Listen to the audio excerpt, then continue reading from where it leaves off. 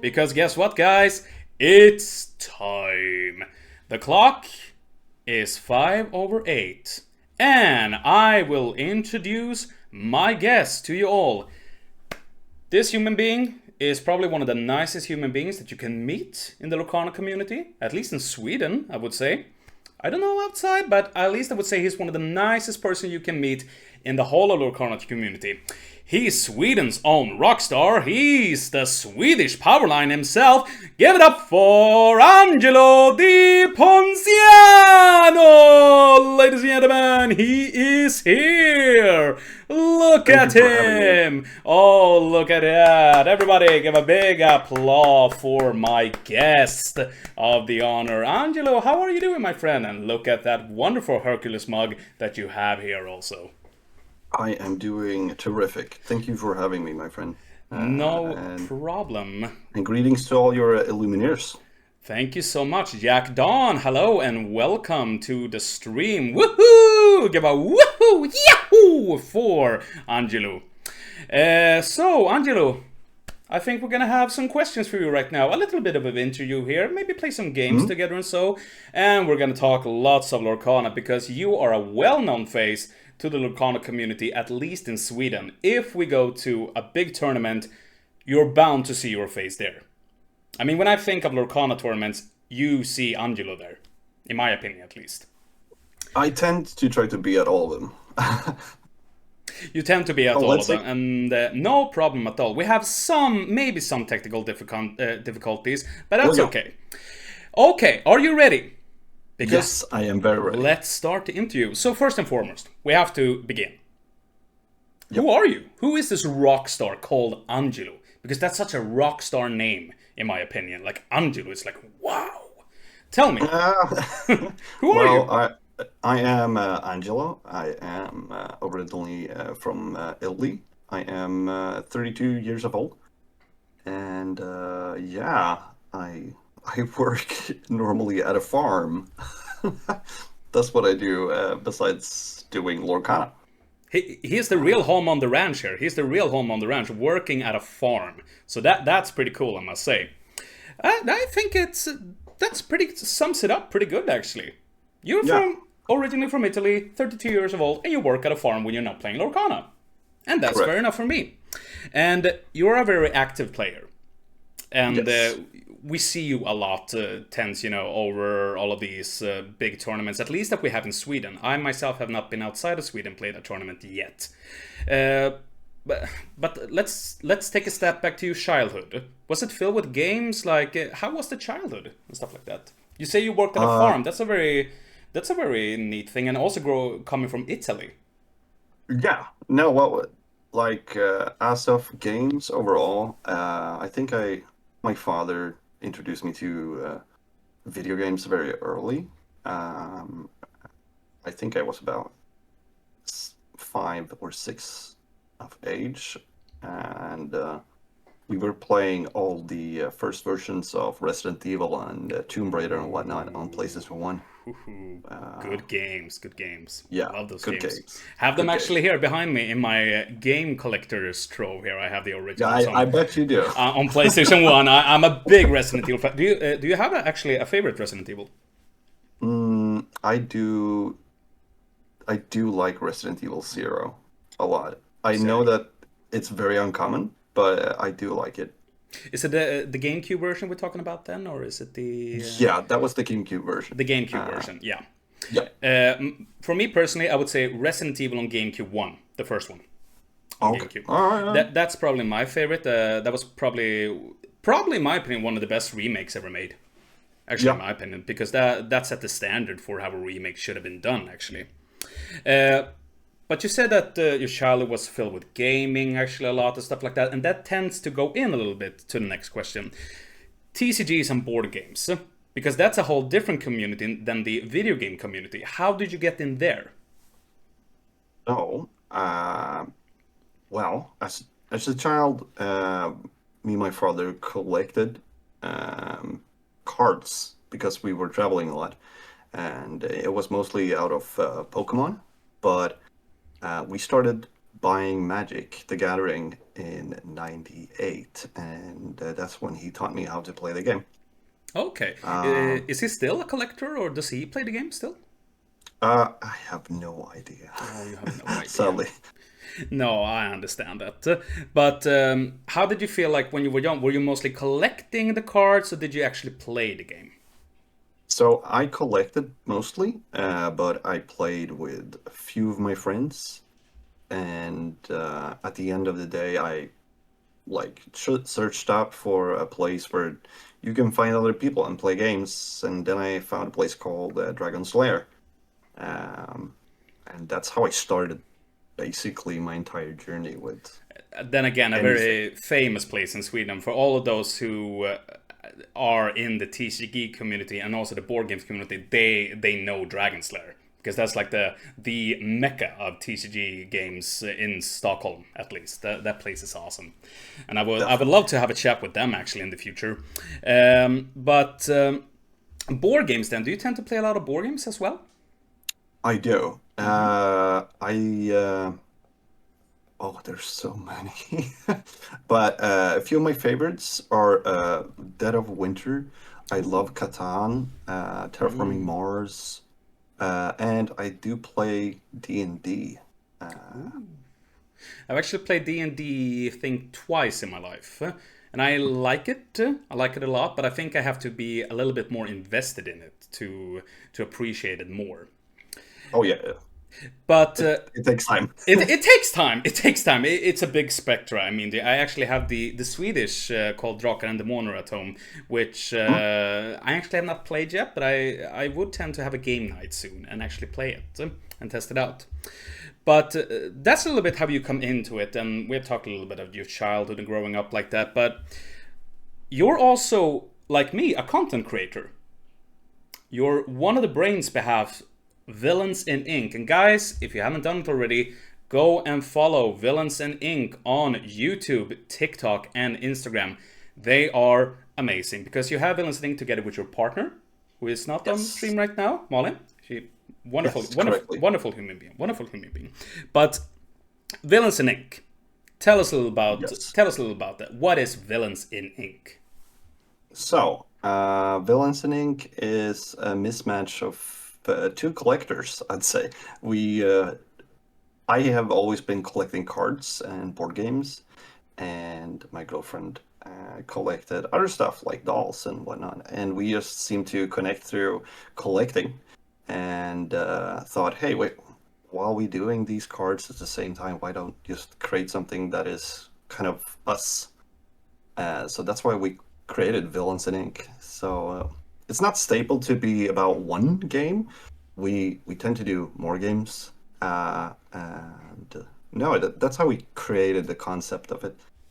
Uh, so yeah,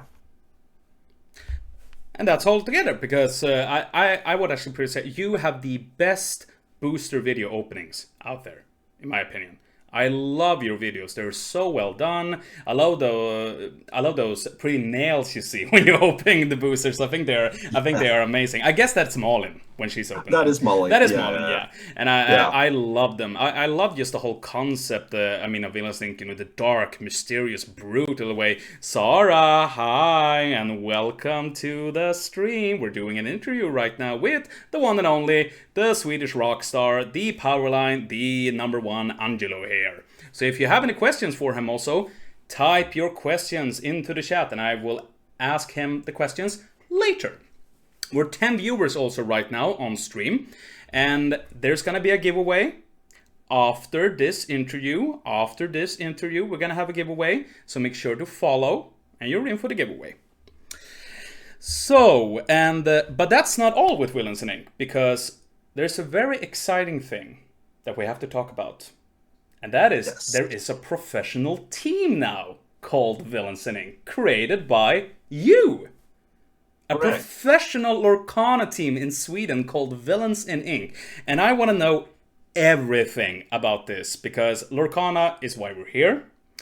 Yep. Tell us all about it.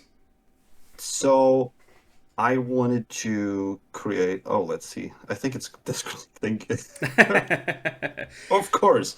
just when I was about to do it. Uh, wait.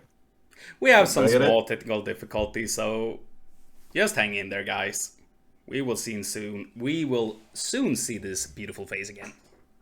There he There is. we go. Okay, so yes, Villains and Ink. So we had an idea since we don't play that much anymore. It's mostly doing the content and doing offsite work with big events and such with Nordic Inkrell, which I am a part of. Um, so I thought, well, it doesn't really seem to be any kind of teams going around in Sweden anymore towards card games. And me growing up, we had like many teams that existed, but the thought of it is like, okay, how can I be able to play them and still have fun and combine it through the entire region of the Nordic? So I thought I'll make a team and I'll use the same brand as we got. So we're gonna have collaborations with different stores that's gonna help us out. And this team is a non-founded profit, so everyone that's playing within the team, like the organization, doesn't take a cut or anything. It just makes straight out to make people feel more into something as a gathering. And I love Um, that. I love that idea, actually. Essentially, since you say it's non-profit, I yeah, think it's just beautiful that people collaborates together just to play in a team because they love the game, in a sense. yeah, Yeah. that is the pure soul of the idea. And obviously, everybody doesn't want to be villains, but everybody that is playing in the team has to be a villain at some sort. Always Disney friendly, but uh, that's how we picked it up. Do you have any players right now that you can tell us who's in the team? Oh, yes. So I have a guy called from. So we are all over Sweden. Mm-hmm. We have one guy called.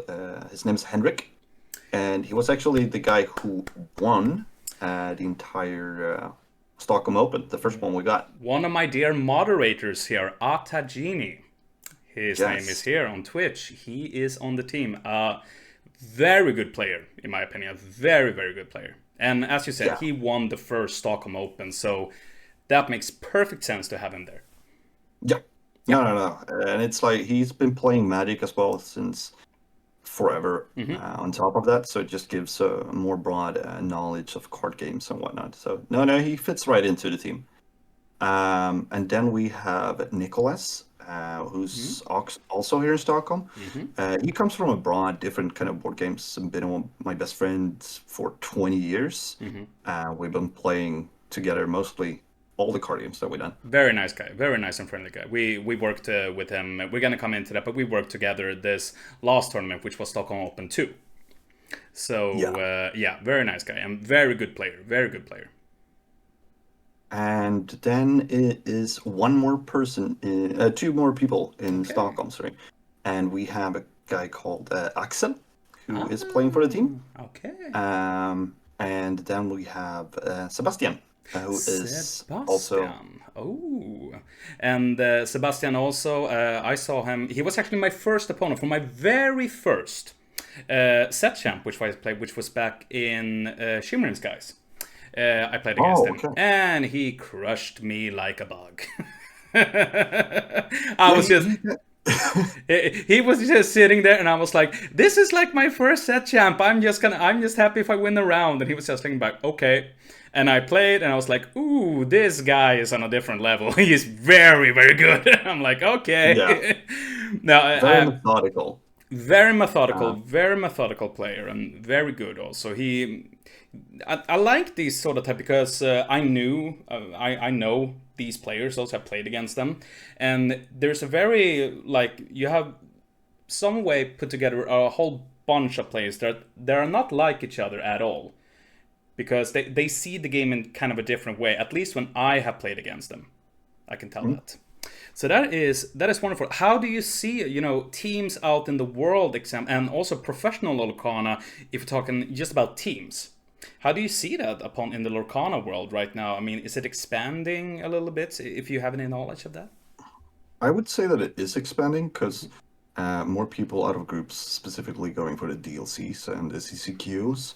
A lot of teams are gathering up, and it's more of out of, I think, from the same point of view that we are having, that you just feel part of something, Yeah. that you travel together and you have fun outside, so you're not doing everything solo, even if you're doing good or not. So you can like share that joy. So I think there's like I've seen a lot of teams, a Hmm. lot of them. Um, so no, it's gonna be cool. It's gonna be cool, and I can just say good luck to you guys. I will root for you the whole way, because Thank where you guys are, I will probably also tend to stream like that so I can see you guys also. And I want to know everything because we also talk a lot, you and I, outside of the game also because we're good friends also and stuff like that. Yeah. Uh, but that is beautiful. But now I'm thinking that we're gonna go past that and actually talk about something that you are very recognized for, and that is to Hmm. be a judge. Because Correct. when I think of you, I think of judge. When I think of you, I think of someone that if I have a question about the game, I think Angelo, because he knows the answer to this one, because you are very well known with the rules of Lorcana. So usually when we're like, oh, how do we do this? How do we do this? We tend to like, ah, Angelo, he knows this. So you were actually the head judge of Stockholm Open 2, which was a great tournament that we had here in, when was it? Was it in September we had that one, right? Uh, yes, It was in I September. bel yes, because Yeah, I was and going to Bologna right after. So yeah, that's true. exactly. And I was there, I was commentating, but I want to more ask about the role of judge and especially head judge. But can you explain to me, first of all, what does a judge do in Lorcana? And then we can go into the head judge role. So, what is a judge in Disney Lorcana? Well, out of my view, there are I've been through a lot of games where people tend to like the position just because it gives you power. But a judge is strictly there to just correct what is a state error or a game error, so you can continue without having to feel bad about situation what happened if it's not intentional. You know what I mean? And Mm-hmm. that to me, it's a guide It's a basically. guide. For me, a judge is he's supposed to be seen but not be heard. Is my has always been my intention since I'm a big sport fan. Also, my interpretation of a judge is always seen but never heard. It's always a guide to bring the game forward and also Yeah. stopping if there is any questions like that. But then again, we have head judge because head judge is something totally different than just a judge. So, what is a head judge of a tournament? So the head judge is doing all the well. We can start. So depending on how big the event is, the head judge has to set up the different kind of teams that all the judges and uh, either if you're admin and whatnot, how you want to proceed the entire event. So basically, you have either um, like how to say this. So either you have people that are only doing the judge calls, and the other people doing logging and whatnot. So you can recap whatever has happened. So you make sure that you can actually track down the actual errors compared to it. And the worst thing with being a head judge is that at the end of the day, any call that is going to be made ends up being with a head judge, and that is not always fun to give, like some of the actual judgments And or calls, because all of the time people are obviously not trying to cheat, but at the end of the day, you have to follow the rules completely, and that is probably the hardest part. But nobody's getting harmed at no, the end of the day, you know. no. Uh, It's still a game. we can talk a little bit just about cheating because that is probably one of the most obvious things that the judge have to look out for. What is mainly the biggest cheating that we see in these types of tournaments? The most normal thing that has occurred during all my time of being a judge is mark cards. And mark cards is basically indifferent. Let's say that you bought new sleeves for everything, but you're keeping 8 cards in old sleeves, which are scratched or wavy or fuggly or anything like that. Or you're keeping inner sleeves in a different kind of way, um, as of the rest of the cards, for example. So more cards is usually the big oof. Have you seen some type of like? Have you seen some time a cheat that wow that was rare? Like that was actually pretty well done. Have you ever encountered a cheating like that? Like whoa, that was pretty well made and out thought of. Yeah, Yeah. I have encountered a lot of cheating with shuffling. Uh, there are many ways to make cup shuffling, and cup shuffling is a term. Now I'm disconnecting again with the camera. Well, I'll continue You to continue. say. You continue. Yeah. No. So cup shuffling is basically where you're holding the deck very specifically with both sets of your hands, but each time you whatever part you're trying to push in, you're using your thumb. I'm trying to give out there. You're using your thumb to push around one card continuously. And this is how you basically mark your card and having one in the opposite way continuously. Yeah. Uh, and So then intent I would always recommend for people to have cut the opponent's deck, do not tap the deck. Even though the players might seem friendly, there is nothing wrong to cut the decks. I always do it myself. And I also would recommend, since I've been doing it myself sometimes, is to shuffle the other player's deck because you are allowed to do that. And yeah, some players might take some offense to that because they're like, why are you shuffling my deck? Do you not trust me? It's like, no, I do. But if you're in here, if you're in for the game and you're in for competitive TCG, because when I'm playing set champ, that doesn't really bother me because it's most like I can shuffle sometimes, maybe just for the fun of it. But when I'm at a big tournament, I'm there to compete. So at yeah. that time, it's well respected. Like I respect you as a player, but I'm gonna go the safe way instead. I So encourage everybody always to shuffle your opponent's deck, and after you made a shuffle and you made a cut, you're good to go. yep, There's no hard feelings because 1 out of 10 will make the sheet, and you just like in a way you're saving them from being DQ'd. yeah. It is like very odd to put it like that, but they can't cheat if you do it. Exactly. You Basically, have taken away all their possibilities of cheating because if they have yeah, done that, and if you just shuffle or if you just cut the deck, there's no way that they could have cheated their way through that. Because if yeah. they will say, "Ah, he cut my deck perfectly," well, then you're just the luckiest player in the world because then you just have incredible luck. Then you get the curve, you get everything, and it's just go. Thank you very much. 20-0 scoop. Yeah. No, because we did chat. We did some chatting a little bit in the tournament, actually, you and I. But I was more focused on my things. And the thing is, really, I have not really seen what a judge do in that sort of thing. So it's very interesting that you're telling me this because I myself, I wouldn't work as a judge because I don't know the rules that well. I would say I knew the rules pretty well. But it's Yeah, very nice that and also for the new player, if we have some new players in here, it's very take your time and listen here now because we have a master right here telling us how it works.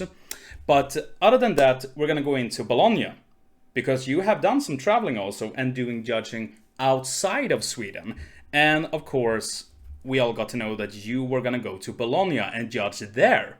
And we all were so correct. happy for you because, in my opinion, nobody deserved more than you to do that, actually. But uh, to be there and to organize, you have been organizing here in Sweden as well. And I think Yeah, the latest tournament that we have, Stockholm Open 2, that was a very big tournament. That wasn't a small one. That was a pretty big one, actually. It was a lot of players. But how is it to work? How was it to work in Bologna? How did it look there contra Sweden? Because when I have talked to players, they tend to say that Sweden is very good at organizing tournaments. Very good, actually, which I'm very proud of because they say, "Oh, you're so friendly and everything works and yada yada yada like that." How was it to work in Bologna? Because that's way different. That's a way other lot of players. That's a lot of players right there. How was it? Well, I cannot undermine the part of being very stressful. Um, the hardest thing, if you're working with the crew whatsoever, it is card IO for PlayHub. Yeah, Trying to solve and backtrack and save rounds and be on time and schedule when all this is happening, it is a hassle. And I can tell you that it was a completion of 2,600 people showing up in Bologna, where there were only 2,096 participants. The rest wanted to do side events. yeah. Uh, Because the tickets and sold out to the main event, which was the tournament. yeah, Yeah, correct. And the issue with all that was that round two into the main event, where we just gradually started a couple of the side, everything just crashed immediate, and we had to backtrack everything, and I had to reinvestate about 1,100 people, and I did that in 32 minutes. that's very impressive. That's very impressive.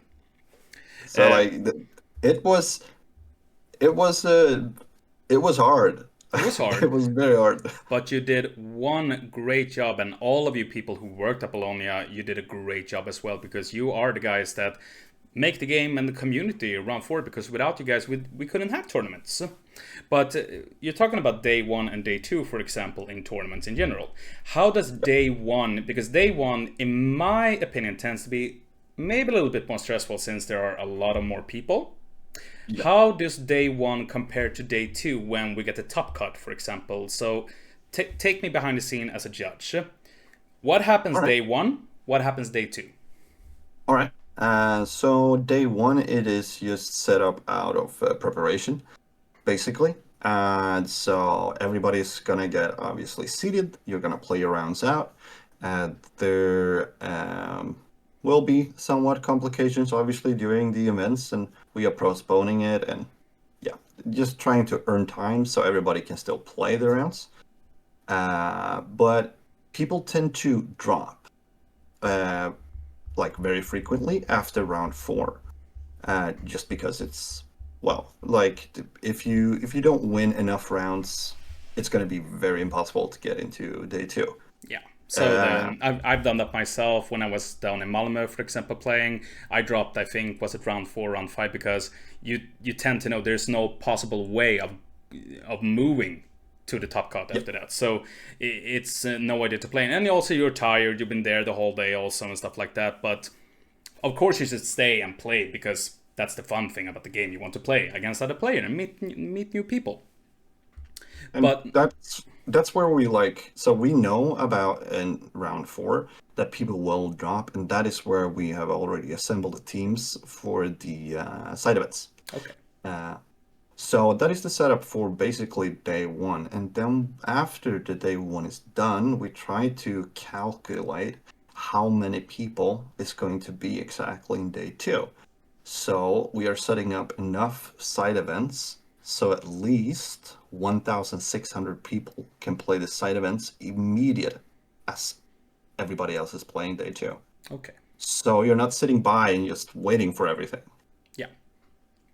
And then again, also a little bit about deck checking also because I saw this in Stockholm Open. Is it easier to deck check day two than deck check day one?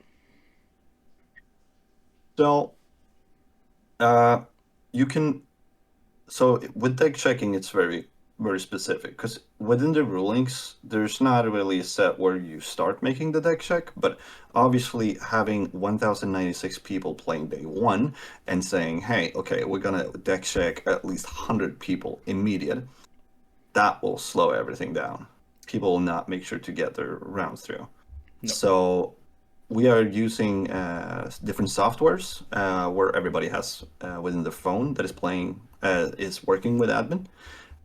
So we can immediate like go through there. We go into their specifics, and we can check on the phone like immediate.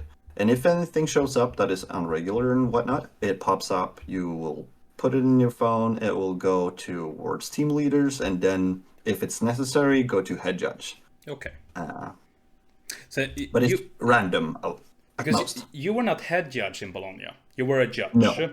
Yes. So when it's a big tournament like that, how are you communicating? You use the app, you say? Because we didn't have that type of communication in Sweden, because that was much smaller when you also, we can just run and chat to each other whenever we wanted to. But how was it, to run over to, did you ever go to the head judge sometime? Did you have to make some calls or stuff like that? Well, so I know the head judge. He's a friend of mine. So we basically lived together in the same apartment. And the thing is, he had to bring me in for a specific event that happened on stream, and I knew the guy because he has attended one of our tournaments in Sweden. Okay. And several others. So I was basically with Ricardo most of the time when I was not doing most of the work with admin. So all the team leads could do their job and set everything up. Shout out to Ricardo. Yes. Yes. Very, very good. The best magic judge in the world and one of the only level 4 magic judges there is. So he knows it all. That sounds good to my ear. I don't have any. I don't know Magic the Gathering at all, but that sounds good. That sounds good in my opinion. It is. There are maybe 20 in Europe that have that. So that's very good. Yes. And you know what? That is basically all the questions that I had for you right now. Because right now we're gonna do some other things. We're going to play a game. We're going to play some games. So we're going to begin with the top 5 ranking game here. And I also want to say, guys, 13 viewers right now. Hello, everybody. If you're new to the stream, please click the follow button and you will be in for the giveaway that we're going to have after this interview with Sweden's own rockstar Angelo that I have with me today. He is a famous Lorcana player here in Sweden and also a judge. He also was the head judge of Stockholm Open 2. So if you have any questions for him, write them down in the chat and I will answer them to him later. But right now we're gonna play the top 5 rank games. So I'm gonna give you, so this is the top 5 rank Lorcana cards. So I'm gonna give you a Lorcana card, and you're gonna put that card somewhere on the top 5, But you cannot change. You cannot change it. You have to put it somewhere. So you ready? Basically, 1 is the best, and then... Yeah, 1 is the best, 5 is the lowest. Exactly. Okay. Yeah. So we're going to begin the first one with Tipo, Growing Sun. Oh. The best card in the game, followed by Daisy Duck Donald State. Best card. I think I have to put Tipo in number 2. Number 2. Yeah. That's a very high position. Tell me, why number 2? So, ramp has obviously always been something that tends to make all the decks actually really work if you combine it with blue. And Tipo is offering that. He is a body, and you get to ink an uninkable. And in this game, it just gives you so much momentum to have that. So, and the body is great. Like 1-2, it is great. So no, I think that is one of the best cards in the game. And you heard it from the judge himself, one of the best cards in the game. And look at this guy, we have Walke EU with the follow. Thank you so much for the follow. You will be in my heart. And we also have Ceylon Soy. Thank you so much for the follow. You will be in my heart. Wow, guys, we're almost soon up on 110 followers. That is amazing. What is happening, guys? We are going to continue on with this interview. So we have Tipo Growing Sun at place number 2. The next card, Yes. Maui Half Shark. Mm. Mm-hmm. I mean, the effect in itself is very good, but it's very restricted. Yes. The thing with him that makes everything, it is the amount of stat line he has on the body and giving the evasive. But there are too many cards in the game that are evasive, so I'm actually gonna set Maui Half Shark as of right now at 4. Number 4. I'm actually going to say that's not really a bad position to set him also, but tell me a little bit more about it. Why number 4? Well, the interactions with him that really glanced in its red-blue era was the combination of being able to, clean the board. And as of right now, it doesn't work in the same way anymore. But back in the day, when you played Sisu Be Prepared, yeah, sure. Then he gained all the values, and then you made a manner on top of that, and just say, play your turn, but I'm gonna be prepare you again. Back in the Ruby Sapphire era. Dark, dark times. I was a Yes. Ruby Sapphire player myself, so I miss those old times right now. It feels like a thing that's long gone now from the game. But it's exciting that you're talking about that, because the next card is Be Prepared. Oh. Yes. There it is. Okay, so I actually think, because it is the combination here. Okay, it is the combination because of the previous MacDuck's manner to make a reset stage. So out of the question, reset stage. I don't think it's the best card in the game. Okay. I will put Be Prepared because you're losing characters as well on top of this. Or maybe clearing the entire board, but it costs you the entire round either way. So I will set it at number 3. Number 3, which in my opinion is acceptable also to put it there, because I wouldn't myself say it's the best card in the game, because there's so many other cards that are better. And it is a board wipe, so then again, but it also takes away your characters as well. But then again, it is a very strong, powerful card, and that is something I think a lot of players right now are missing, is that big board wipe.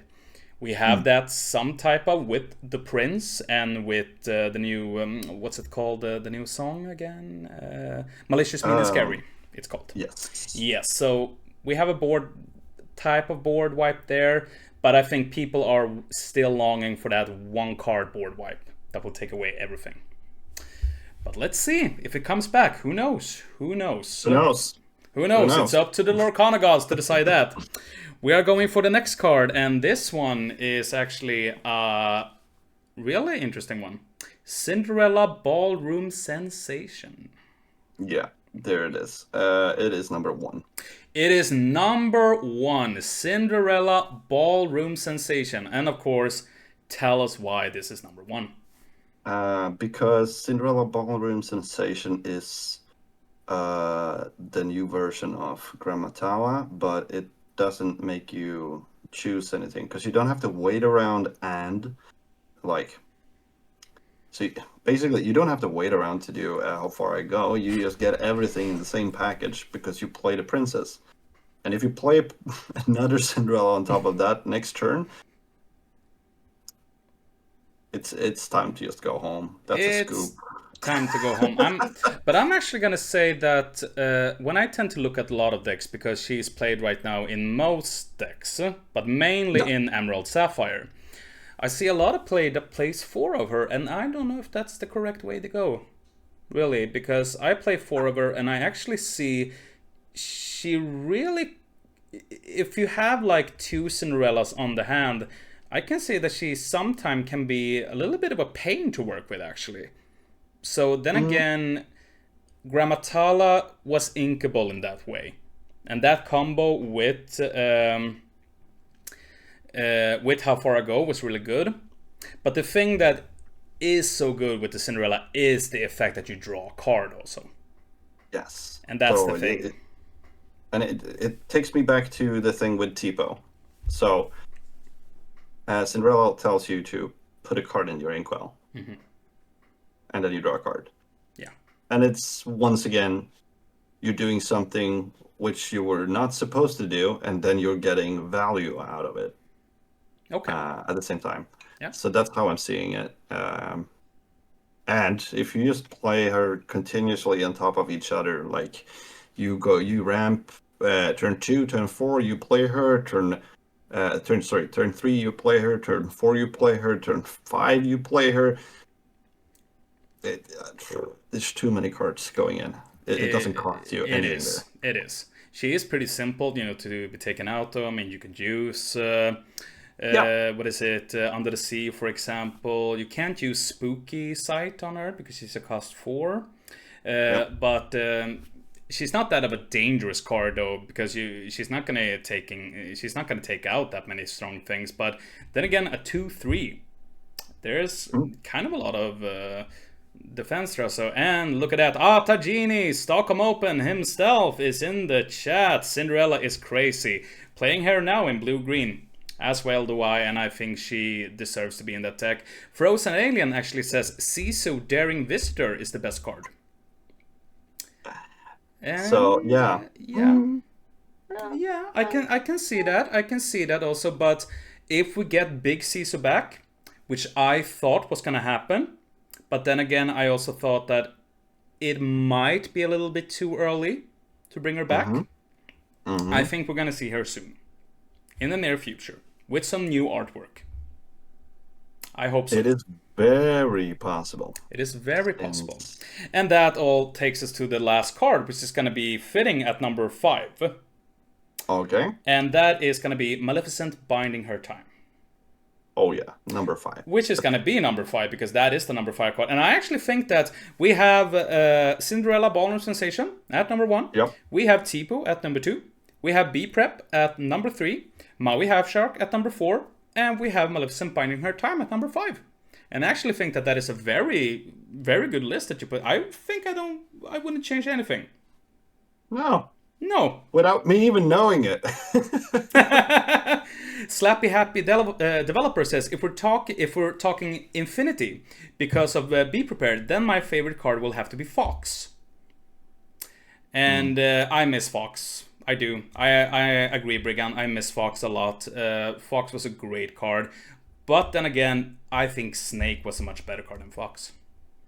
I like the Snake more, mainly because it cost less. Yeah. I just loved because of the Peter Pan. Oh, the Peter Pan. Oh, my God. Don't bring up that Peter Pan again. Oh, my goodness. That card. Oh, that card. Well, that was the top 5 ranking. So now we're going to go in for the top 5 ban game. So this is your list. So this is the top 5 list. So you can go wherever you want here. But at least I want you to put them in some kind of order where you want them. Yep.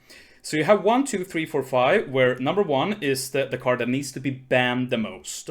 And 5 is the card that, this card can be there, but it still should be overlooked at. So I'm going to let you go over here. We're going to begin, I think we can begin with number 5 at least. Number 5. And work us all the way to the top. So number 5, a card that should be banned. A card that should be banned. Okay. But also, like, it's okay if it doesn't get banned in that I mean, number 5, it's still on the list. I mean, it should be banned, but it's still there. I mean, number 1 should be banned because of obvious reason. It's too powerful and it destroys the game too much. And then we can say like number 2, number 3, then we're coming into that section. Like number 5 and number 4, in my opinion, is like, these cards can get banned, but at the same time, they can still be there. Kim411 says, ban Bucky again. Get him out of here. Get him out of here. Get him out. Get him out. All right, in spot number 5, I would say Clarabelle. I would say Clarabelle. Clarabelle. The Because one cost Clarabelle, though. no, the shift target. I mean, come on! That effect with the tapping two and destroying an item, that's a powerful. Yeah, no, it's the draw situation It's the where draw situation, yeah. And yeah, right now, when we see like Emerald and Sapphire becoming one of the top meta decks, it's just a matter of fact who gets the Clarabelle out first and who can yeah, get the draw with her first. So I accept sadly. that, but then again, she's not She's not destroying the. overpowered. No, she's not overpowered. She's not destroying the game, in my opinion. But I can actually see your point of view that she should be banned in that certain type of way.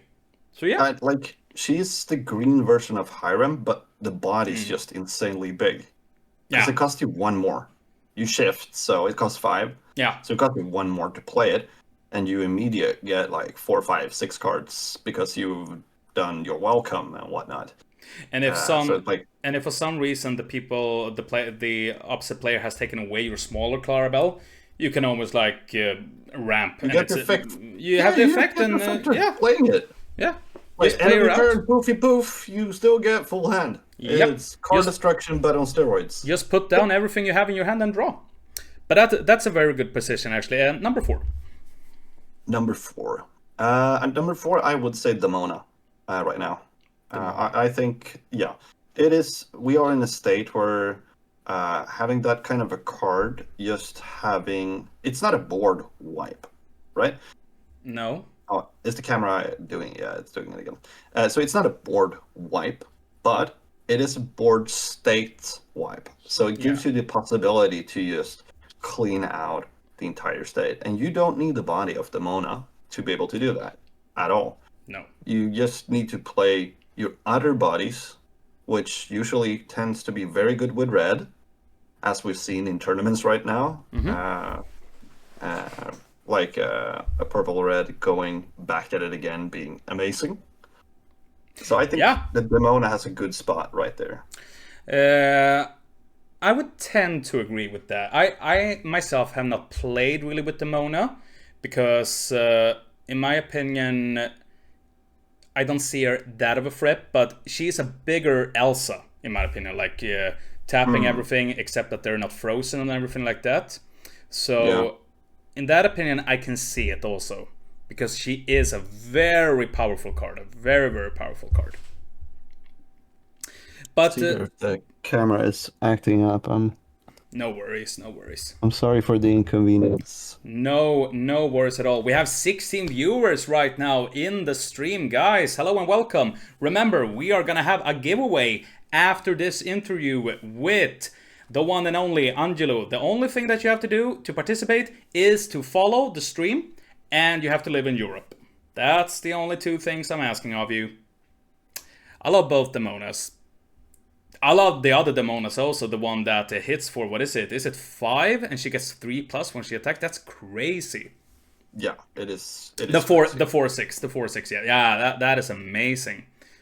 Justice for Bucky. 2+ challenges she gets. Oh my goodness, there we have him. Now, he is back. He is back in business. No worries at all. Okay, so we have Clarabelle number 5. I feel like I am a part of the, every weekly Lorcana stream. Yeah! It is like I'm replicating that right now. So it's like, hey guys, so technical issues, but, we are here, we're doing it. Let's answer some questions. Slap happy developer. I'm in the US, but I'm here for the content and the interview, not free stuff. But that's okay, and that's very wonderful that you're here. I'm sorry, but US right now, it's not going to be possible to send it there. Maybe next time. I'm going to try to fix it until next time. We have a new giveaway.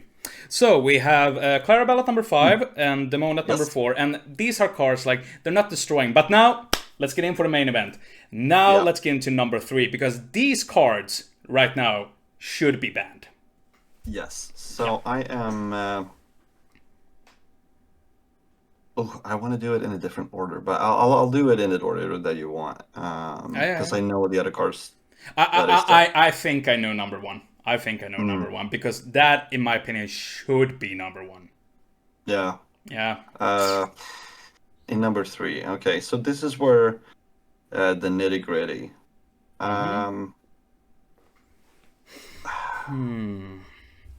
Because So, I know one card that you want to have banned, mm, but I'm trying to guessing what the other two is what you're thinking right here.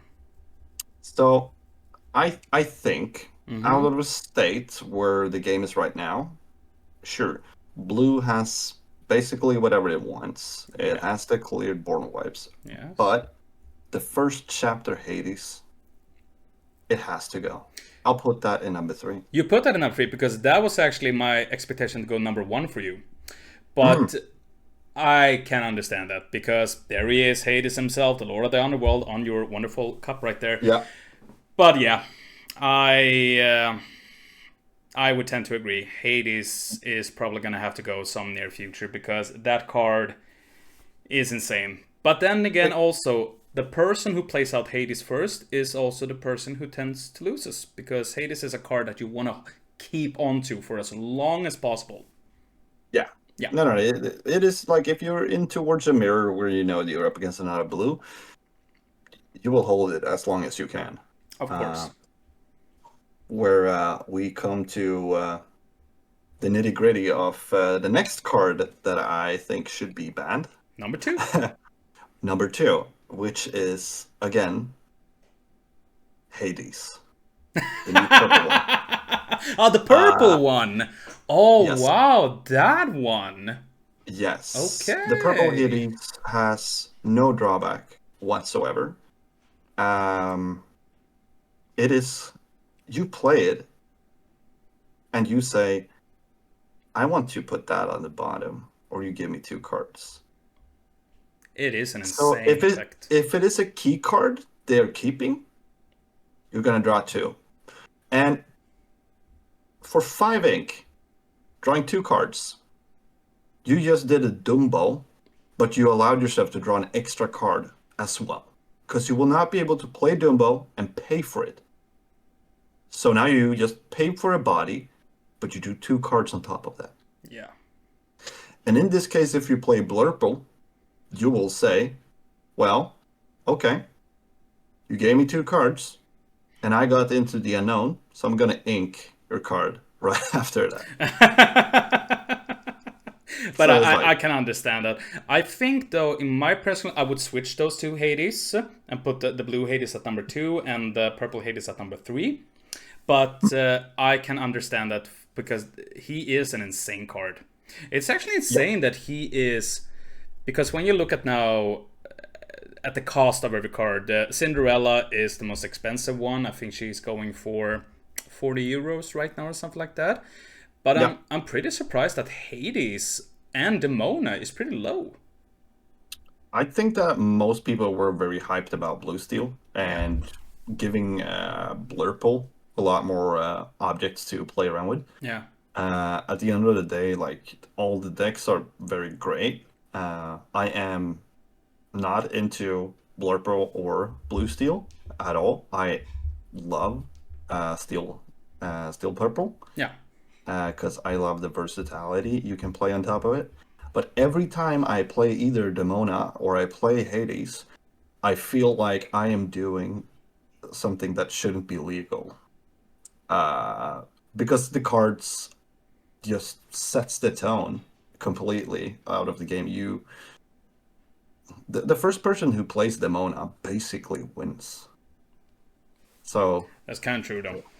yeah, and but then Then, the first card yes, the that last one, the should be number yeah. one that should be banned. This card shouldn't even be legal to play right now. No, this No, card should not be legal whatsoever.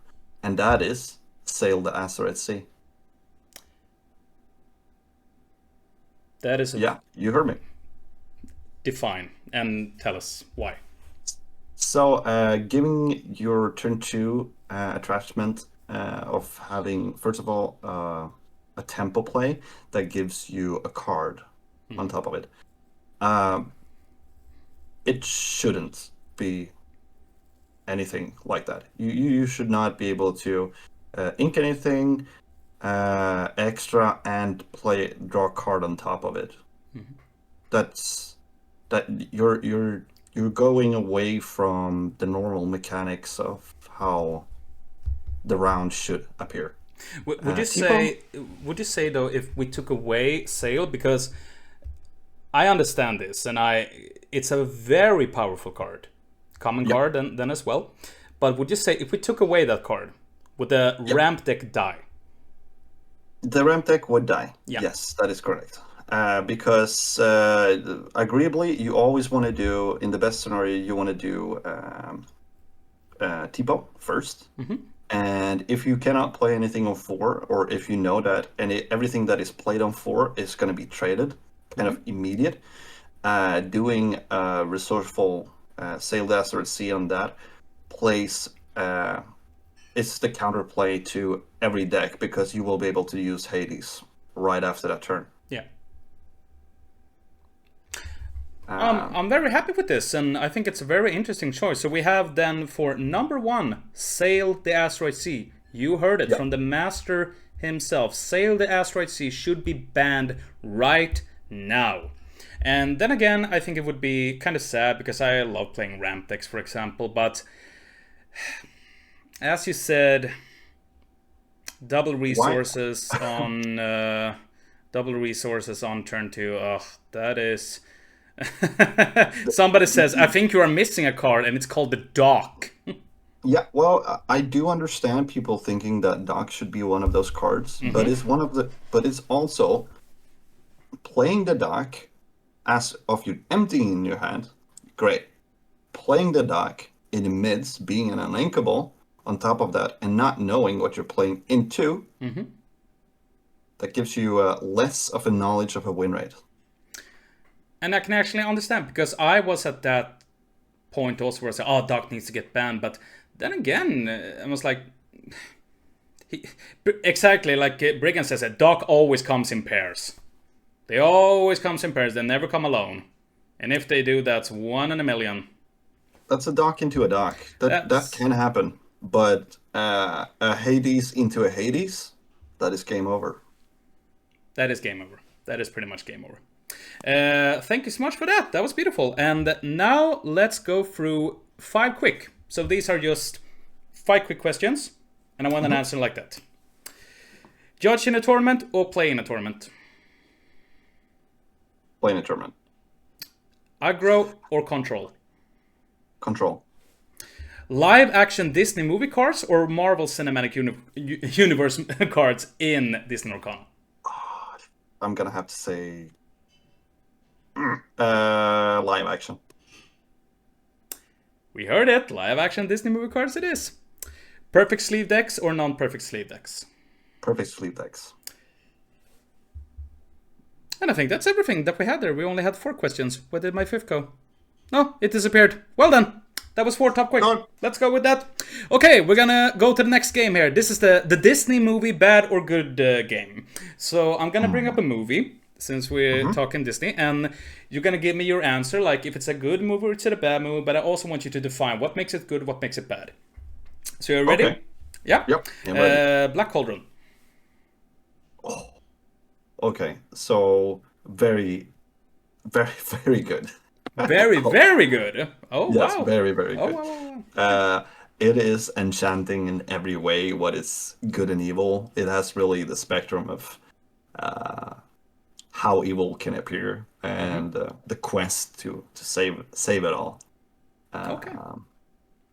Yeah, no, I'm putting it in the bad bag, but that's just Yep. me. No, no, I actually watched it the other day, and Yep.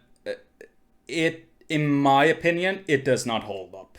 Pretty because as the story itself, because it's based upon a series of books. I understand, Yeah. and this movie needs to be remade because this movie it's underrated in its tone, it's how it's done, and its characters.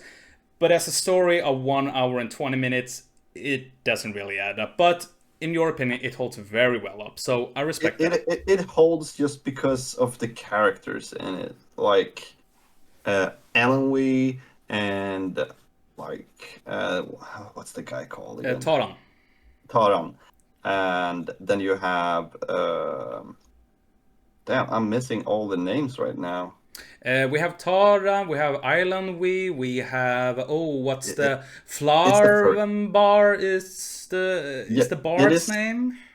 because we have Henwen, but I'm trying to I'm trying to remember Gurgle. Gurgi, Gurgi, Gurgi. Gurgi. His name Yeah, is, yeah. like that character in itself, it is one of the best. Like you're meeting Smeagol before you actually could see the Lord of the Rings movies. It's like it's the same guy, but it's like in a It is. more funny way. You could really see that the movie and the story of Taran and the Black Cauldron is heavily inspired by Lord of the Rings, Oh which I yeah. think for Disney's way, they were perfectly going the right way of making the Black Cauldron into a Disney movie instead of making Lord of the Rings into a Disney movie, because that didn't Oh yeah. that was not gonna that was never gonna work.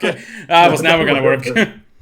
no. Very underrated movie though. If you haven't seen the animated Lord of the Rings, see it, because it's a very underrated movie in my opinion. The Ralph Bakshi ones that they made in the 70s, I think. So we're gonna go to the next movie, Chicken Little. Oh, I think it's so super bad.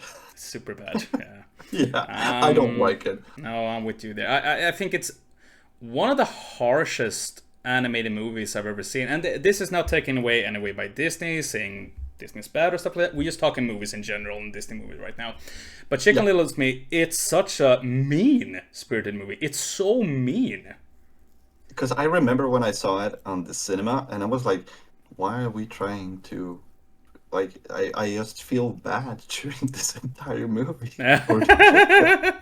Like there is no happy moment. No one trusts the chicken. No nothing. What No, is this? I feel so sad for him because like Yeah, everyone's so mean, and then he wins a game, and they're like, "Oh, now we trust you." It's like, what? yeah. You have to be best at something to be Yeah, able to be trustworthy. No, I don't like that. remember that, kids. You have to be best at something or nothing at But all. no, no, no, no, no. No, no, no, no, no. Next one. This is probably one of my top movies, Atlantis. Well, it's going into the good bag, It's going into a good bag. for obvious reason. I love the language they made up there, Yeah. and it like the movie didn't even come to us like before. It took so long until it came to at least the Nordic way. But I think it was amazing. Like Me it too. really tells a story out of like the quest for adventure, but it has a love tale within it.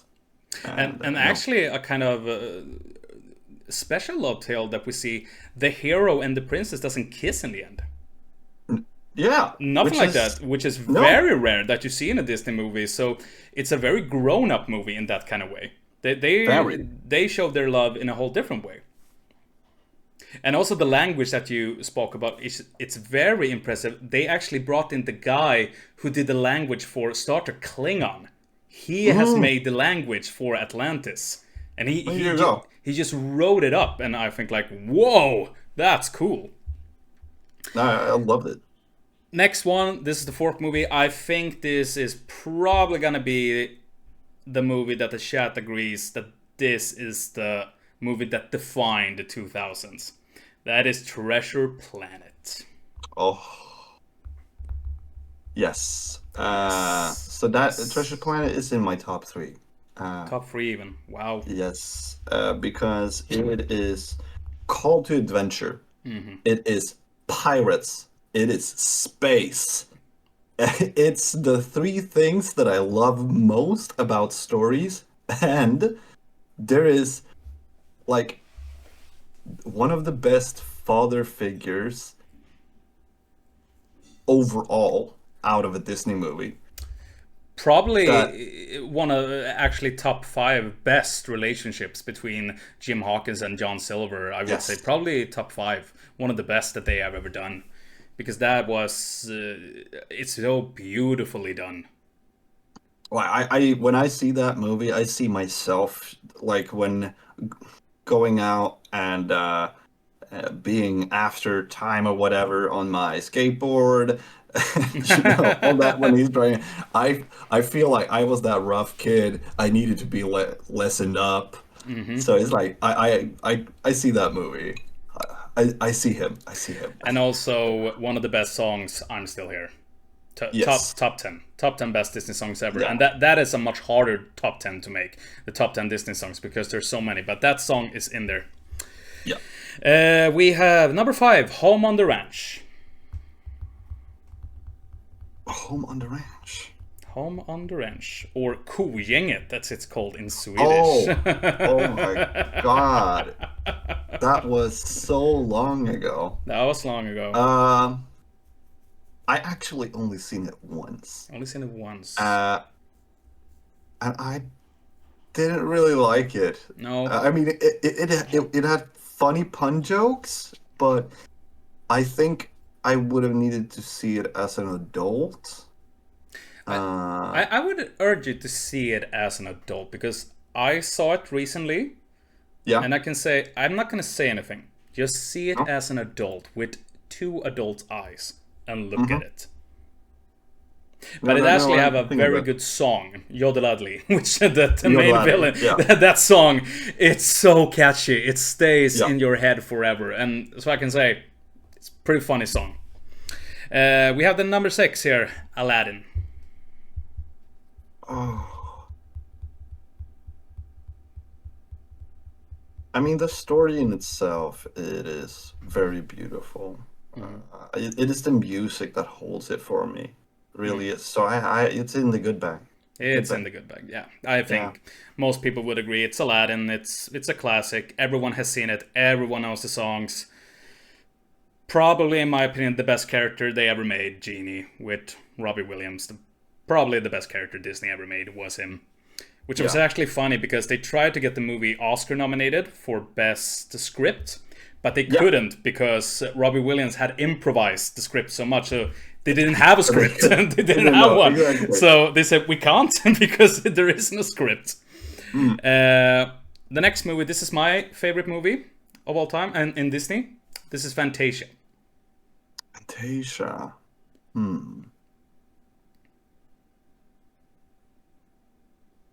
It has not. Sadly, it hasn't really been anything that I really like, so I'm gonna have to put it in the bad bag. Yeah. I'm sorry. No. I understand that perfectly, because Fantasia is a movie, you either love it or you don't love it. It's a Yeah. very different Disney movie, which I always say, because when I make my top 10, I said I have 2 top 10 movies, and that is Fantasia and Beauty and the Beast, because Fantasia is more of an experimental movie with emotions and animation. Yeah. Beauty and the Beast, in my opinion, is just a straightforward Disney story. So Yes. that works much better. Then we have Dumbo. Oh, I love me, the elephant. You love me, you love your elephant. It is in the good bag. It is in top five. It's It in is. top 5. Yeah. It's in It there. is in top five. Have you seen the remake that Tim Burton made? Yes, I have. Did you like it? Uh, I thought it was above. So it was above expectations, Okay. but I wouldn't say that it was as good as I hoped. No. I really had that problem when I walked in, because Dumbo is a very short Disney movie. It's about 1 hour, 50 minutes, something like that. And to make Yep. that into a 2-hour movie, I was like, that's going to be a problem. That's going to be a Yeah, problem. you have to make stuff up. You have to make stuff up, and if you're gonna make stuff up, which is okay, then they're gonna have to be really, really, really good. So I'm just gonna leave it at that. And we have the last one, which is of course the fairest of them all, Snow White and the Seven Dwarfs. Oh, I despise this movie. Wow. I really despise it. Wow. You do? Why? Yeah, I do. Because I don't like the red linear thread of the story. Okay. Sadly, because it's too critical. In that sense of way. So that is probably why I don't like it. And my That's fair. camera That's fair enough. after that. Yeah, you can just fix the camera. I think that's fair though to say. In my opinion, I would say like Snow White probably the best that they ever made. mainly because of what they could do back then. It's still a very impressive piece of work. Hmm? Then have you seen the remake, the one that came out recently? No, You haven't seen that one. no, I don't think Uh, I will. I saw it and I can just say see it, Okay, okay, see it for the good laugh of it. okay, But then okay. again, it's just my opinion. Then we of course have the question of all questions. Mhm. Bring back Be Prepared, but you have to play Amber Ruby for the rest of your life, or bring back Bucky in his prime. I'm gonna have to say bring back Bucky because I never got to play Wow. Bucky, and and I love me some green. So We have justice for Bucky. You heard it yeah, here it is first, ladies and justice for gentlemen. Bucky. And with that, we're going to come into some of the questions from the audience also. So if you have any questions right now for Angelo, I'm going to check here also in the chat here because I know that we had some questions here. Do you have any Disney names on the farm animals where you work? Uh, well, I don't know if it is a Disney name. Well, no, actually, I do. We do. You do.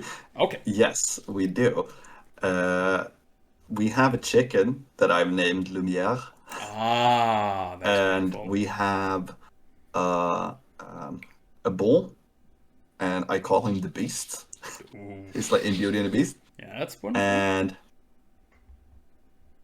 mm, mm, mm, mm, mm. We call well, it is it Lady and the Tramp in the English version, Mm-hmm. but Lady Lufsen. Lufsen. Yeah, so Lufsen. we have a calf Mm-hmm. of a sheep that we named Lufsen, Oh, that actually. is So no, wonderful. so we actually have, and one of the dogs is named. Wait, maybe that's not Disney. Kenai. Kenai, yeah, that's Brother Yeah, Bears. exactly. Brother Bears. So yeah, Huh? we got plenty actually. Oh, that is wonderful. Let's see here now. Where do we have more? Are you traveling a lot? Yes, I am traveling a lot Mm-hmm. due to events and everything. Yeah. Uh, so I can say straight off there, anyone that is going to Ghent, if you're going, you will be able to meet me there because I will be working. Go Uh, to Ghent, everybody, and meet Angelo and greet him and give him a hug because he is a wonderful human being. We actually have here. Are you missing to play the game instead of judging?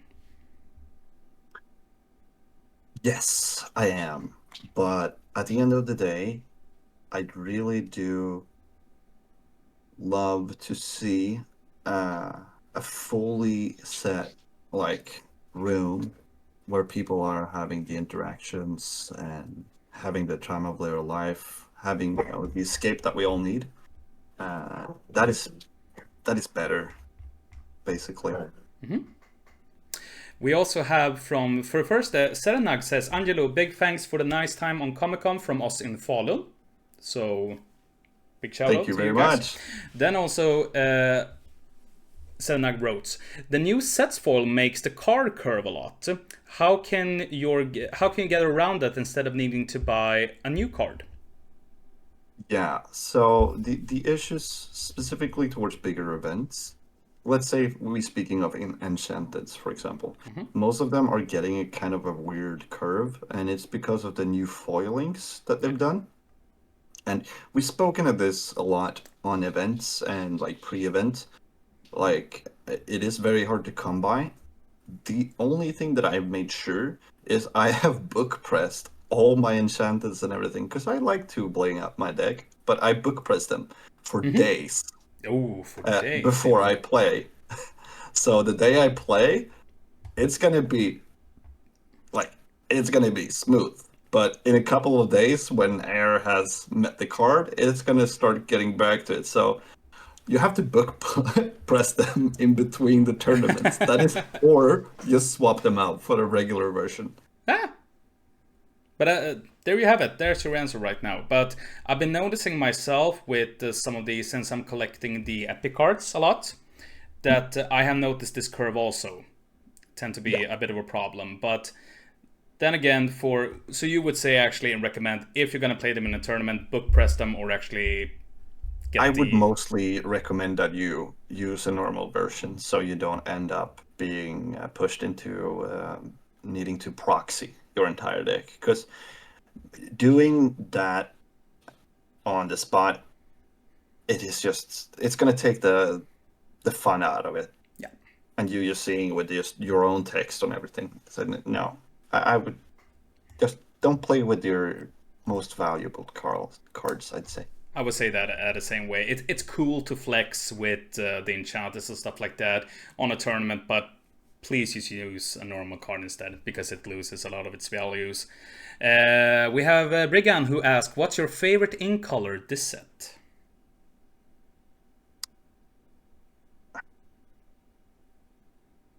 It is purple steel.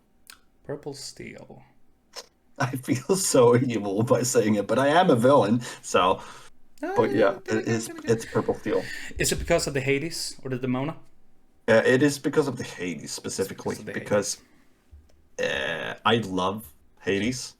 He Mm-hmm. is one of the best characters as of a villain ever made, in my opinion. Mm-hmm.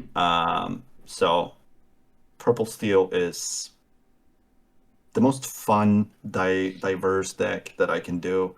Uh, Out of openings and everything, Yeah. it's like chess. You can do in so many different ways. Yeah. uh, and not being strictly okay. I'm gonna ramp, and then I'm gonna ramp, and then I'm gonna ink all your cards because spooky pooky.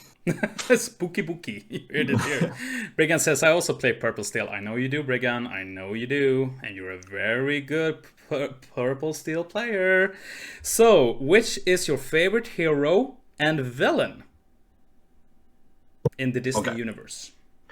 well, hero is without a doubt, since I don't know if he is a hero. I don't remember, but he is a hero in my universe, and it's Powerline. Yeah, Uh, it is Powerline, hands his down. era. Yeah, he is my hero. One of the coolest characters they Yes, ever made. yes. I've when I got to know before public that Powerline was going to be printed, I couldn't. I was like, "Ah, yes, I was like, when they were sitting like, oh, this is the new franchise. I'm like, please let it be Goofy movie. Oh, please let it be Goofy movie, please. it tells everybody's teenage Yeah, tale in some way. It just like if you can't reflect with it, I don't think it is possible to not be able to reflect with it and feel like, oh, I've gone through that.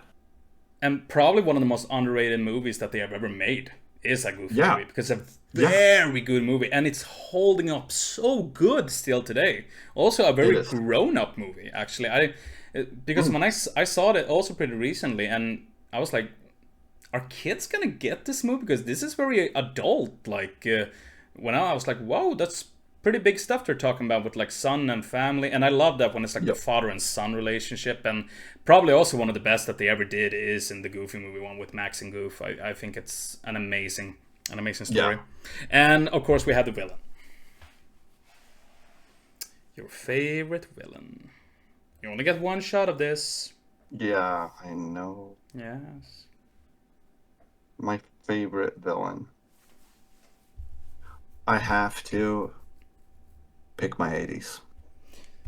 Which is probably what I think a lot of people would say is the greatest villain ever created by Disney. Is Yeah, Hades. I gotta pick my 80s. Even if I want the cards banned because they're too good, I pick my 80s. Uh, what are you doing outside of being a judge and TCG player? What do you like to do otherwise? Well, I with the spare time I have, well, Hmm. I collect a You lot. collect. So I collect cards specifically. Hmm. Only uh, out of different kind of games. I don't only play Lorcana. I play other card games as well. Yep. So I've been the past 2 weeks. I've been playing another card game that just came out, which has been super fun to be part of that community as well. Yep. And trying to And just the game is.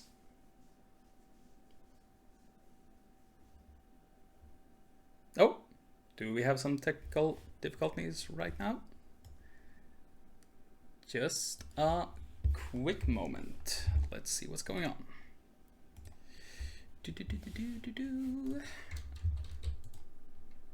Nope, we're still here. Just hang in for a little bit, guys, and we'll be right back.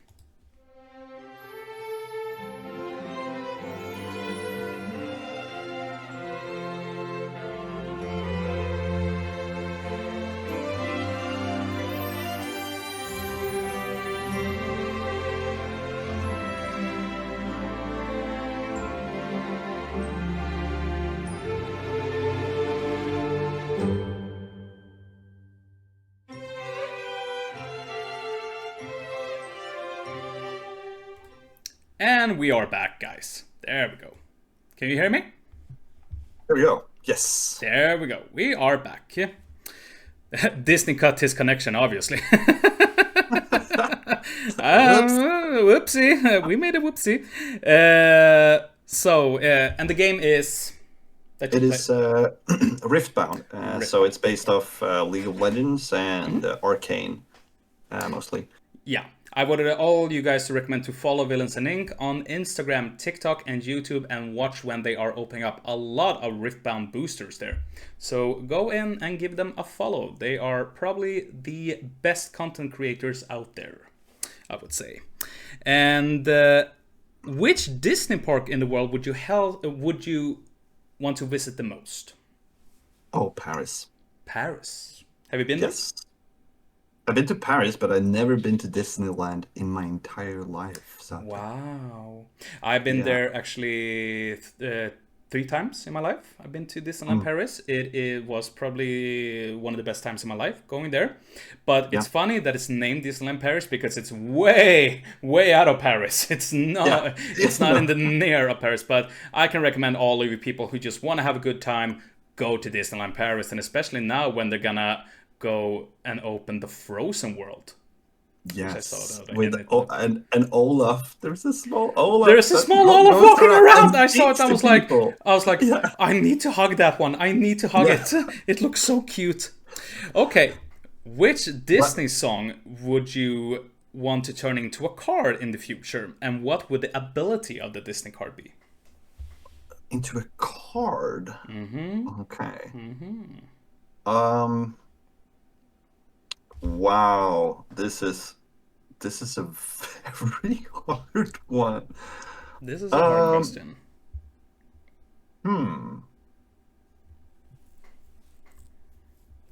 I need to. I don't know. Like most of the good songs are already taken, I feel. But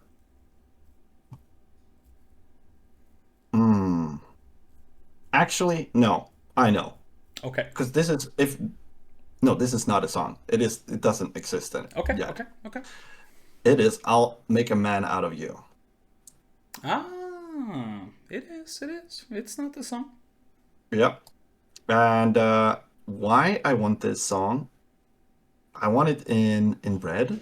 Okay. And I wanted to, like, when you sing this song, I wanted to give your characters +3 this turn. But the catch is you have to banish at least 2 characters for your characters to stay. And the cost is? The cost is 3. Uninkable or inkable? Inkable. That's fair enough, and I think that's actually a very good ability. I would want that one, because then again you can banish stuff, you can get them out of there and stuff like that, so that's actually pretty good. Do you have... No, which 2 cards do you want to see come back?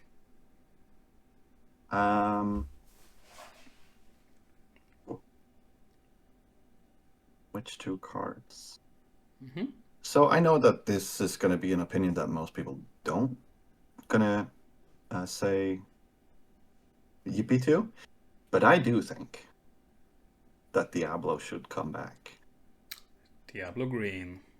And it's not because, like, the Discord package and everything, it is not there anymore. And Nope. I think that okay, Prince John was way too good of a card, and I completely agree because it destroyed so many people's fun in the game. Yep. But Diablo itself, it is so fragile, and it needs to be played in the perfect timing. So I love the art of Diablo. It's very good art. Very good art, actually. Yeah. I think I prefer the common card instead of the enchanted card, actually, of that card. Same. In my Same. opinion, I think Yeah, the same. common card is much better looking than the enchanted one, actually. Yeah. No, definitely. And then you can choose one more. Yeah. One more.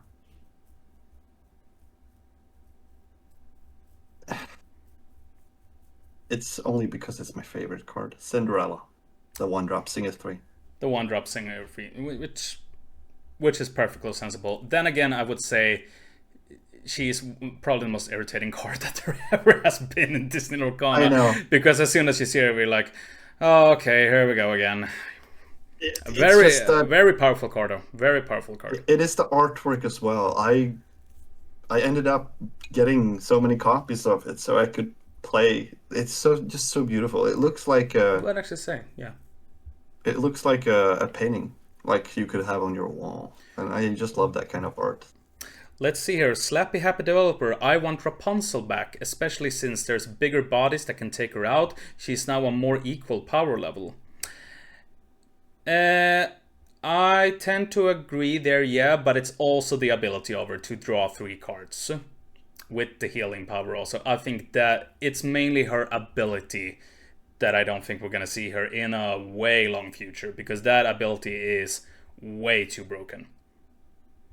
Draw 3 cards and healing is very powerful. Very, very powerful. It is extremely good. Yeah. Then again, yellow doesn't really have any draw power. It doesn't. And that was the only card within that way to be able to draw. I would say that it would be better if you could only heal 2 and only draw 2, because then you're only drawing 1 more card, and then you're playing, because you're still playing a card, so you're recycling that card to get 2. But to get completely maybe 3, actually to reprint her and change some of the abilities, actually. That would be pretty good, actually. Yeah. Because in a scenario, most card that still is there, like develop your brain and whatnot, you're still playing a card to get a new card. And cards that's saying you play me and you draw X amount of extra, like Hades does. No, that's not fair. That is not fair. Let's just say it's not fair. It's not fair. Okay, your favorite opponent, and why is this your favorite opponent? I've ever had? Yeah. My favorite opponent. Okay, yeah, no, I know. Because it was one of the funniest games that I've actually had. We had it in-house in Bologna, where some of the pro players were there, and I was playing against Sensei, and he was playing the blue-green version, and every time he said, like at the start of each turn, he was telling me, do you have this card? Because then I can't play. And then I revealed it. And then he's like, okay, we'll go through with it anyways. And then we went to the next round, like the next turn, and he's like, well, if you have that card, I cannot do anything. And I revealed it. And this happened 3 times. And then he said, you know what? You win. Yeah, you know what? You can have it. And it was not the interaction of me winning or anything. It was just like he's telling me, if you have exactly this card, this is not going to work. Okay. And I just revealed it. Can you tell us about a specific tournament that you have been in, that you organized, and what made it so special to be in a tournament?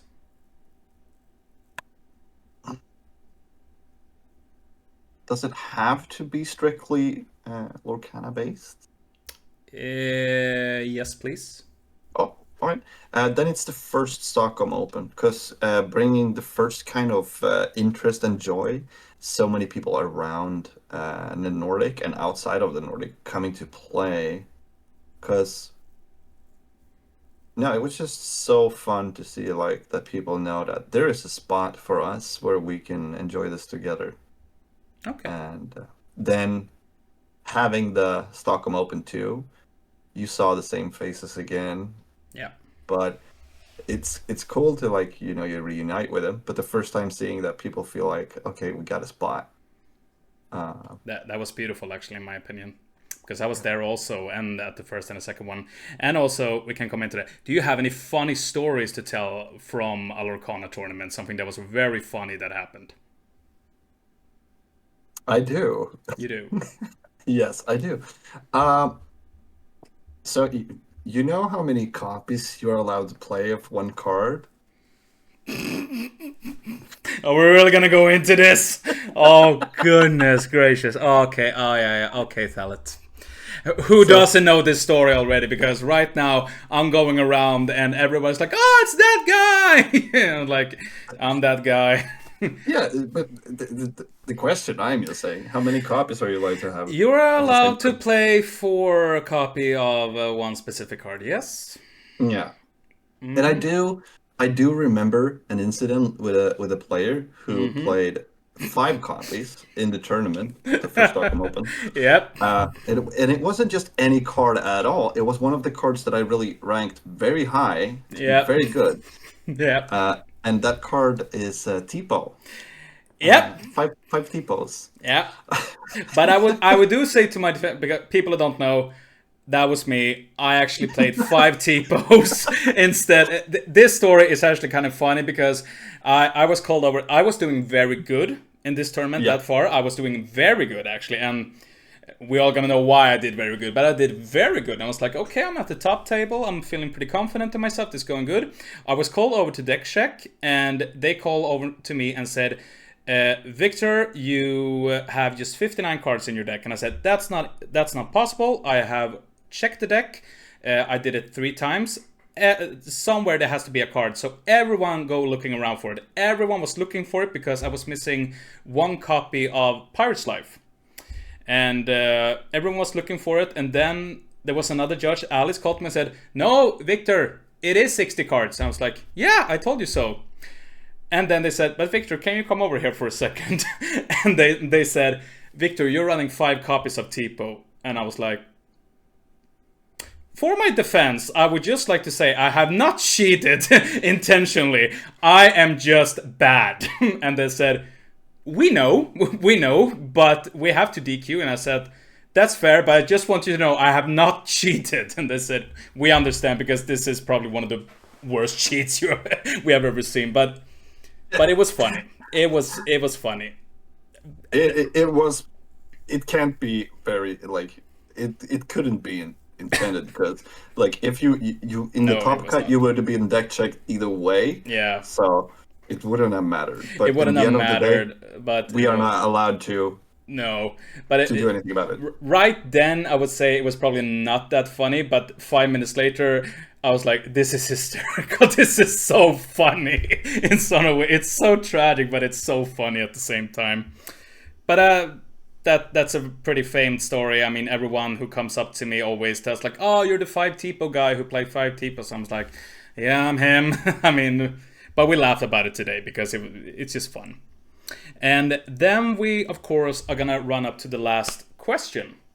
If you're still with me, because I've seen that you have frozen again. So maybe Elsa have done some powers on Angelo right now and frozen him. We're gonna wait a minute and see if we can have Angelo back. I also want to say, guys, that after this interview, we're gonna have the giveaway we are gonna have the giveaway. So if you want to be in the giveaway, the only thing that you have to do is follow the channel, and you have to live in Europe, and you're in for the giveaway. Because we're gonna give away something special, because we have gotten something sponsored by Röda Goblinen. Thank you so much for sponsoring this stream with this. And we have Angelo back also. Technical Lorcana Disney issues. That's typical Lorcana, technical difficulties. But we're actually gonna move away to the last question from the audience. Because I've seen right now we almost talked for almost 2 hours. That's really good, and I've been enjoying this so much. But if you got to design your own Lorcana tournament, how would it look like? What would make it unique? And how would you make it memorable for the players there? Ooh. Okay. You got free hands here. Design and do whatever you want. I would design it as such as you would get yourself in towards the tournament. You would get a participation uphold. Any kind of card towards that, and everybody gets it.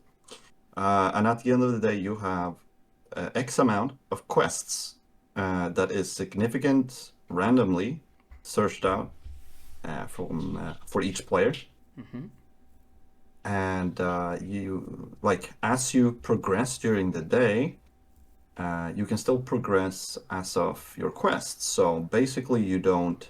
Let's say that you play 4 rounds and you've lost. Well, you have different quests which you possibly been able to achieve. So by you continuing doing that in main or inside, you can still get the same prize hold as top 164. That's a very good idea, actually. I think that should be in play, need to be done actually in big tournament, because that was a very good idea. We see Slap Happy developers say, "What about having a game condition bingo?" And I think that's kind of the same thing, like yeah, like quest, like you said, like that. Yeah, example. As Slap Happy developer says, 3 characters asserted at the same time win by more than 5 lore, for example. And I agree with that. That's a very good idea. And I think we actually should look over upon that. At least for maybe some of the side events also, to do that. To earn more tickets, for example, and stuff like that. Yeah. And with that, we are going to the end of this interview. But the thing is like this. At the end of the interview, I ask all of my participants to share a question for the next one who is up for interview. And the last person that I interviewed was Johannes. And he has sent you a question. Yeah. And the question reads like this. What are you deeply passionate about with the game that you play? And what makes you come back to the game and show it to other people?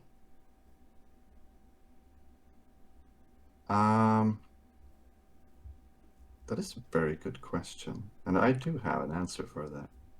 The reason why I always come back, specifically in this case with Lorcana, it's because I get to reunite myself with my inner child every time I speak of the characters that I really enjoyed. And when I get to share that, it's like I'm making a friend again, but with my inner child.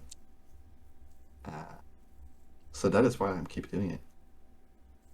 That's really beautiful, actually. That's very beautiful. I just want to say, FHP of Nash, thank you so much for the raid with 3 viewers. Welcome in, guys. Be my guest. I think you answered that question really beautifully, and I would probably say that is probably the answer from all of us playing Lorcana, like discovering our inner child again, playing this game. Because it's so much nostalgia behind it. 100%. 100%. But then again, you are going to have to give away a question for the next person I'm going to interview. So you don't know who it is yet and stuff like that. No. But I want you to send a question, and rather it should be about gaming, TCG, board games, but ask away anything that you want to ask the next guest here on stream.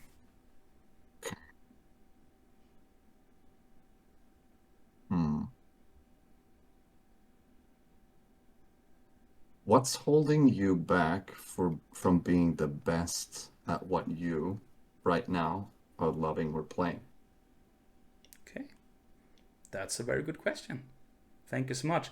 Angelo, I just want to say thank you so much for being on this interview with me. We have been sitting for a long time. Guys, if you ever see Angelo, go up to him, say hi to him, because this is probably one of the nicest persons that I have ever met. He's a good friend of mine that I have been learning to play through Lorcana. And I would love to see you again soon. We're going to meet very well soon again and be playing against each other also. We will. And with that, guys, I just want to say to Angelo, thank you so much. And also don't forget, guys, you have to follow Villains in Ink on Instagram, TikTok, and on YouTube, because it is the best content creators out there right now in Sweden. I would tell you that. Thank you for having me on the stream. I love to do the games and everything that we've gone through, and just speaking generally how much we love the game. And yeah, no, it's like if you're going to any of the big events, I'm gonna most likely be there. Anything that is EU based, so don't be afraid. If you're going alone, you're not alone because you know that I am there. So you just come up to me and I'll be there. You have a friend in him. In me. You have a friend in me. You know what, darling? Thank you so much for being on this interview. We all thank you. Everybody give a warm applause for Angelo. And we talk later, buddy. Remember that? We do. We do. Thank you very much. Take care, my friend. And with that, we are going to say goodbye to Angelo. And what a good interview that was, guys. An amazing interview, actually. Probably one of the best that we have ever done here on the stream. It's the second one, but it's really good. But now, guys, it's time for the main event. It's time for giveaway. Are you all excited for the giveaway?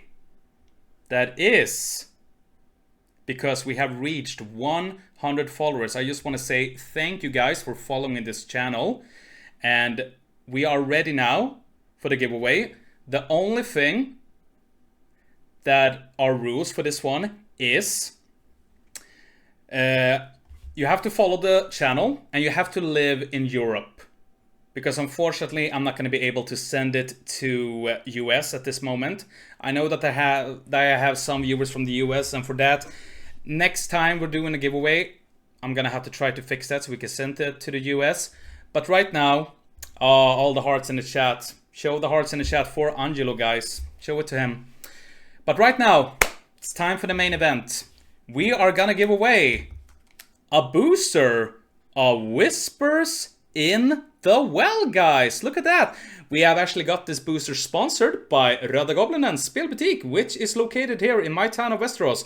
If you want to visit their website, you can do so by typing !Goblinen, and it will take you directly to their website where you can buy all your Lorcana stuff, Magic the Gathering, Riftbound, Pokemon, whatever you want.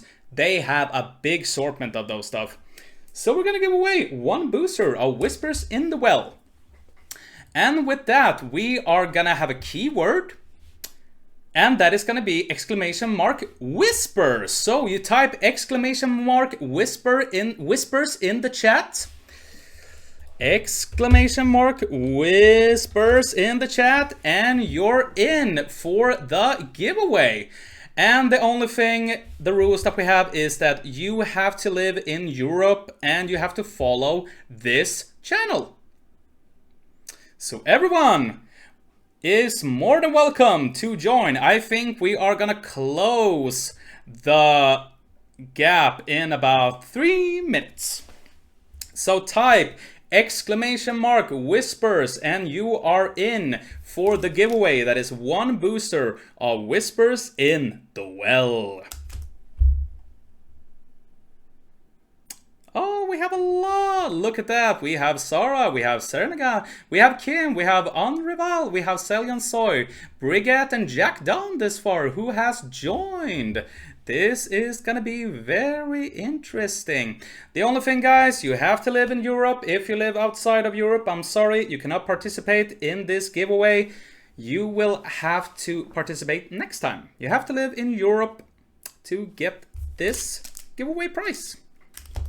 And also give a big applause and lots of hearts to Angelo. He did a fantastic job. An amazing time. We have almost been talking for 2 hours.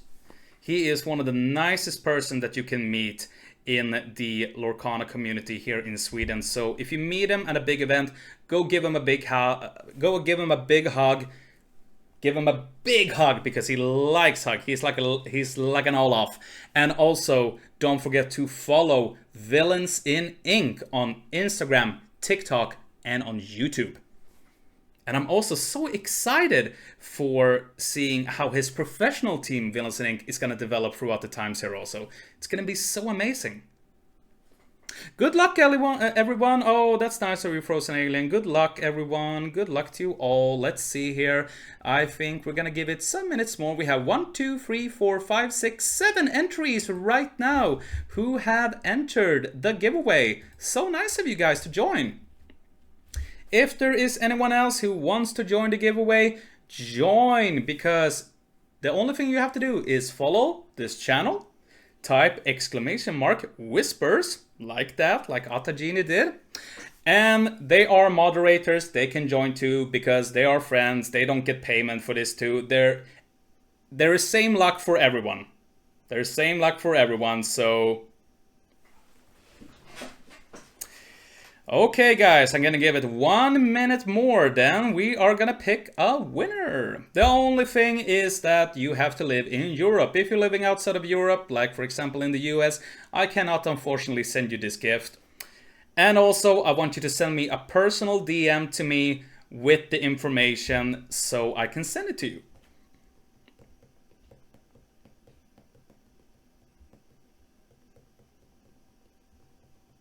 And with that, guys, it's almost soon time to pick a winner. Let's see who it's gonna be.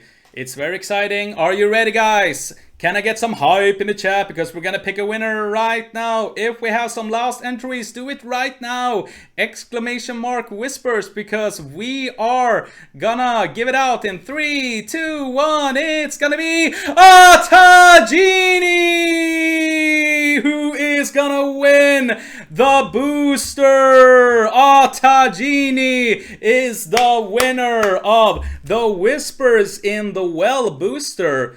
That has been given to us by Röda Goblinen Spelbutik. Rigged. Oh my god, he always wins. He always wins, yeah. Rip and chip. Okay.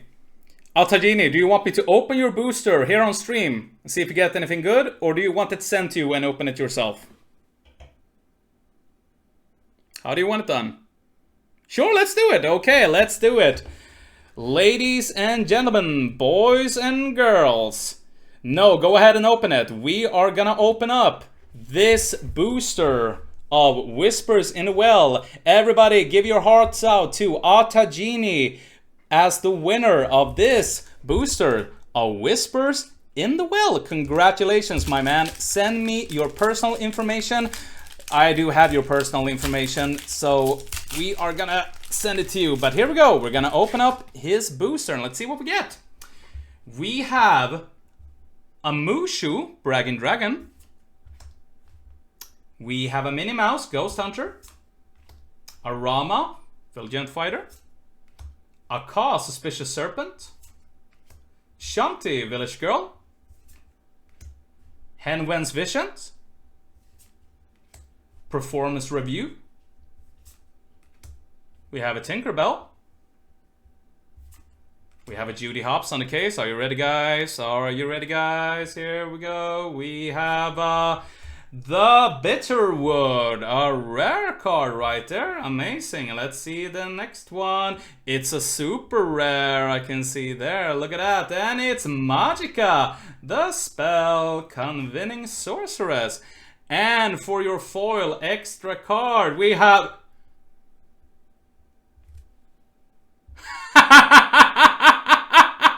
No way! No way! No way it is! It is the Headless Horseman of Enchanted! Oh my goodness!